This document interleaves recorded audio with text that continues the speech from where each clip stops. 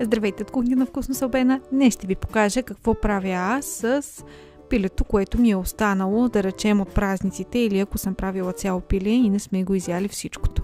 Така че ако това звучи добре, продължавайте да гледате.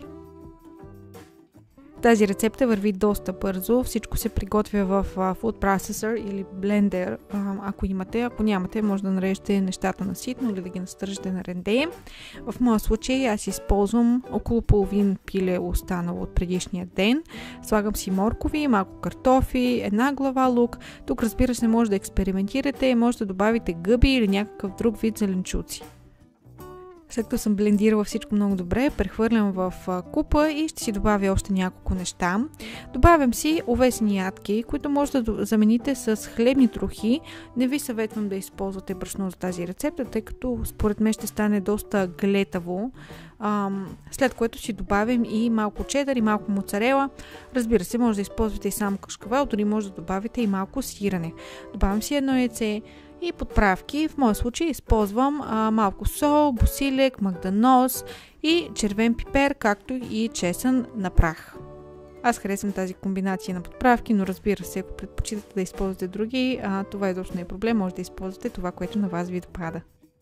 След което преминавам към смесване на продуктите. Тук аз направо ще използвам ръката си и ще смеся всичко много добре. Ако, разбира се, предпочитате да използвате шпатула или дървена лъжица, то тогава използвайте това, което на вас ви е удобно. Получава се една смес, доста наподобяваща тесто. И сега преминавам към оформяне на самите пилешки кюфтета. Използвам една среден размер сладоледена лъжица за моя мяра, тъй като искам моите кюфтета да изглеждат горе-долу идентични. Тъй като съм сложила картоф, аз ще приготвя тези кюфтета на фурна, тъй като смятам, че на тиган е много вероятно картофа да остане до някъде суров, затова препоръчвам да се използва фурна в случая, но ако решите да замените картофа с друг вид зеленчук, като например карфиол, тогава може и на тиган. Прехвърлям в предварително загрята на 180 градуса Целзий, 350 Ференхайт и пека кюфтенцата за около 30 минути. Кюфтетата може да поднесете с или без сос. Аз имах останала снежанка салата в хладилника, така че използвах снежанка салата, за да поднеса моите кюфтета.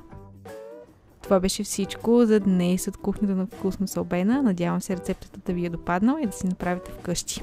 И така за сега, чао от мен. До скоро!